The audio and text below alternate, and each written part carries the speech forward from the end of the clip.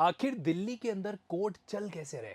ये थंबनेल लेना थोड़ा सुनने में एकदम यूं ऐसा लग रहा है कि डिसअपॉइंटिंग टाइप का एक नेगेटिव स्टेटमेंट है जो लिखा हुआ है। लेकिन जो अगले 5 से 10 मिनट के अंदर मैं आपको रियलिटी बताने वाला हूं ना, तो ये सवाल शायद आप भी कमेंट बॉक्स के अंदर पूछेंगे। क्यों? आइए समझते हैं। देखो जी, अभी हाल ही में एक ऑफिशियल लेटर जो है वो किया गया, एक तरीके से जारी हुआ। Office of the director of prosecutor Delhi government of NCT वगैरह। तो इन्होंने क्या किया, इनसे क्या है कि वो इन्फॉर्मेशन मांगी गई थी, किसके द्वारा? The learned principal district and session जज दिल्ली के द्वारा एक इन्फॉर्मेशन मांगी गई थी 30 हजारी कोर्ट के जो ऑनरेबल जज साहब है उनके द्वारा, लर्नेड जज साहब के द्वारा। तो उनके सवालों के जवाब में इन्होंने क्या किया, ये इन्फॉर्मेशन प्रोवाइड करी।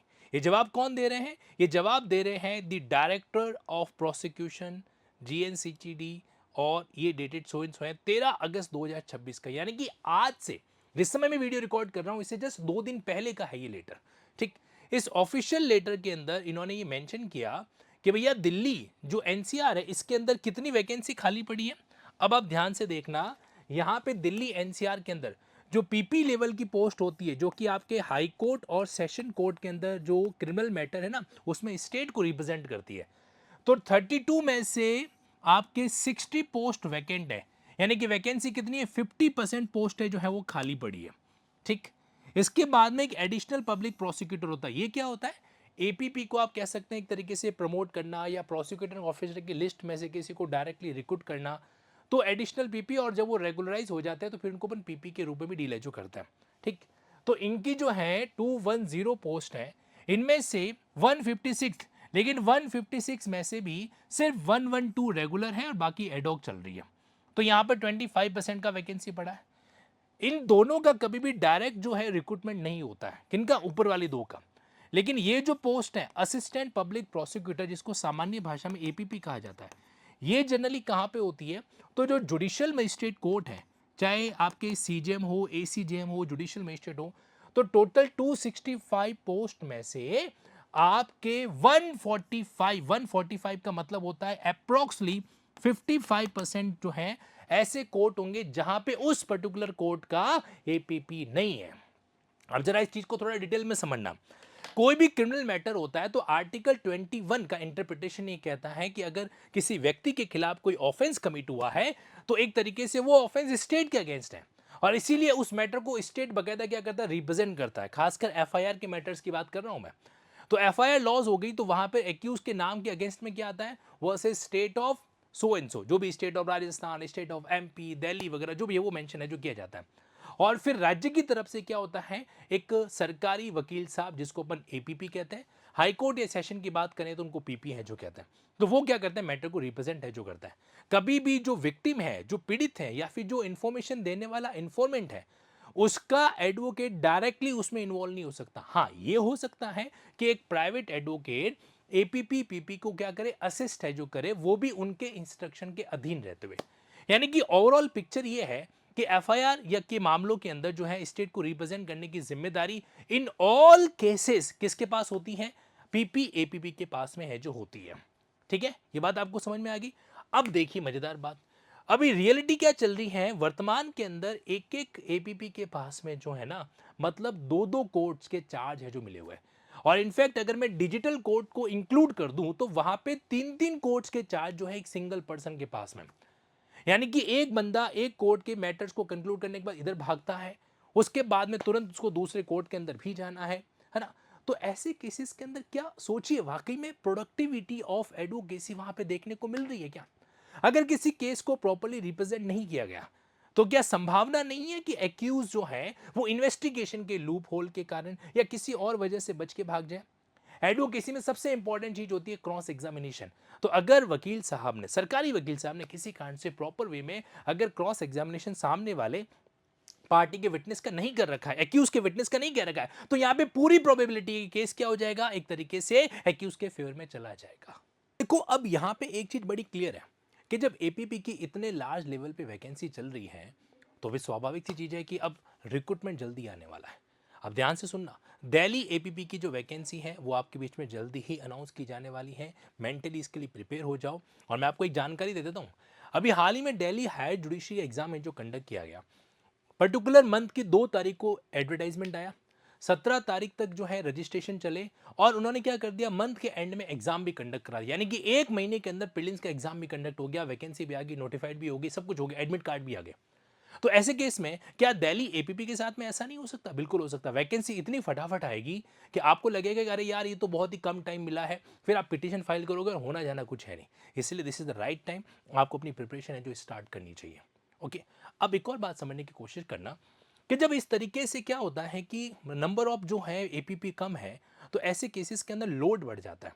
और फिर पता है कई बार तो ऐसा भी होता है कि एपीपी साहब को कोर्ट में आके फाइल ओपन करनी पड़ती है। अब जैसे उनकी केस की फाइल है ना, वो घर से देख के नहीं आ पा रहे क्योंकि पॉसिबल नहीं हो पाता। एक कोर्ट के अंदर ऑन एन एवरेज देखा जाए तो 50 केसेस एक दिन में लग जाता है। एडजॉर्नमेंट, हियरिंग वीरिंग जो भी हो, उन 50 में से मान लेते हैं कि 10 इंपॉर्टेंट केसेस होंगे, बाकी के 40 के अंदर सिर्फ डेट है जो लग रही है। तो वो जो 10 इंपॉर्टेंट केस है उनके लिए भी कुछ तो प्रिपरेशन करना पड़ता है ना। ये तो चलो उनका अनुभव है, जो एक एक दो दो कोर्ट को एक साथ चार्ज लेके डील कर रहे हैं, उन एपीपी साहब का अनुभव है कि वो क्या करते हैं, ऑन स्पॉट कोर्ट फाइल को पढ़ के चीजों को डील कर लेते हैं। बट कहीं न कहीं तो डिफरेंस रहता होगा ना। अब सामने वाले डिफेंस के जो वकील साहब है वो पूरी रात अच्छे तरीके से प्रिपेयर्ड होके आए अपने क्लाइंट को बचाने के लिए, और आप जो हैं, आप एक दिन के अंदर, आप मतलब एपीपी साहब जो हैं, एपीपी साहिबा जो हैं, वो एक दिन के अंदर इतने सारे केसेस का बर्डन जो है लेके चल रही है। एक तो उनकी पर्सनल और प्रोफेशनल लाइफ का पूरा बैलेंस बिगड़ा पड़ा है। ऐसा नहीं है कि वो लोग जो है अपने पूरे तन मन से काम नहीं करना चाहते, वो करना भी चाहते हैं तो कर नहीं पाएंगे क्योंकि सिस्टम के लोड इतना उनको दे रखा है। एनीवे, तो अब यहाँ पर बात इतनी सी आ रही है कि कहीं न कहीं जो है स्वाभाविक है कि वैकेंसी आपके बीच में आने वाली है, मेंटली प्रिपेयर हो जाओ। मैं आपको जानकारी दे देता हूँ कि आपका दिल्ली एपीपी का जो एग्जाम पैटर्न किस तरीके से होता है।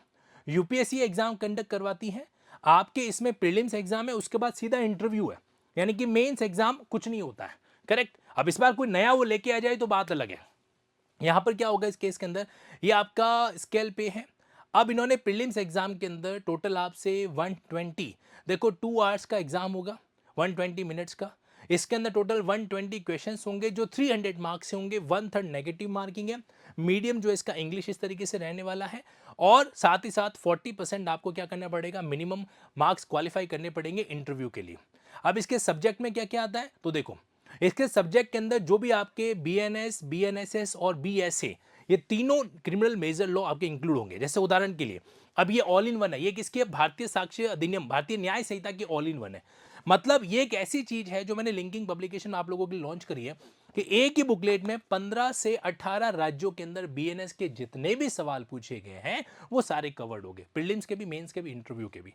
तो आप इस तरीके की कई सारी ऑल इन वन जो अलग अलग सब्जेक्ट की है उनके माध्यम से इन तीनों क्रिमिनल मेजर लॉ को, साथ ही साथ में कॉन्स्टिट्यूशनल लॉ आपके सिलेबस का पार्ट है।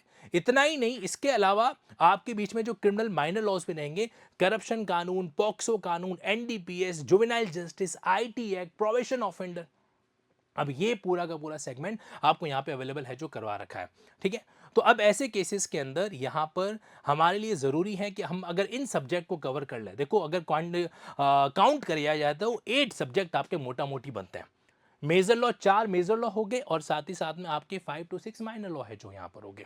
ओके, तो अकॉर्डिंगली ये आपका सिलेबस का पार्ट है।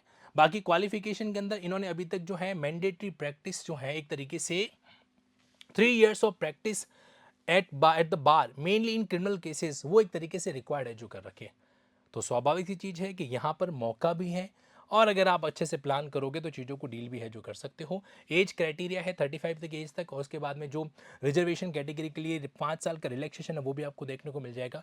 तो अब ये ना, ये पीडीएफ क्या क्या टिप्स हो सकती है वगैरह, वो मैंने आपके लिए सारा शेयर कर रहा हूँ। मैं कहाँ पे, linking law Tansukh sir Telegram channel पे, एक linking law Tansukh sir Telegram channel है, वहाँ पे आपको ये देखने को मिल जाएगा।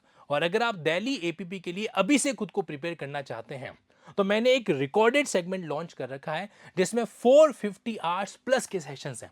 मतलब आपको डिटेल जो है इसके अंदर अच्छे खासे सेशन मिल जाएंगे जिनसे आप खुद को प्रिपेयर है जो कर सकते हैं। तो ये चीज़ आपके लिए अवेलेबल है। आप चाहे तो इस क्यूआर कोड को स्कैन करें, या फिर इस वीडियो के डिस्क्रिप्शन उसका लिंक है जो दे रखा है। इसमें प्रैक्टिस टेस्ट इंक्लूड रहेंगे, मॉक टेस्ट इंक्लूड रहेंगे, स्टडी मटेरियल का ई एक्सेस है, और जो बाइलिंगुअल क्लासेस हैं वो भी आपके अवेलेबल है जो होने वाली है इसके अंदर। तो आप चाहे तो यहाँ पे क्लिक कर दीजिए इस पीडीएफ के एनरोल नाउ पे, तो ये ऑप्शन आपके बीच में है जो आ जाएगा, and you can take full benefit of this. इसके अलावा आपका कोई भी क्वेरी है तो इस नंबर से आप टीम से क्या कर सकते हो, कनेक्ट भी है जो कर सकते हो।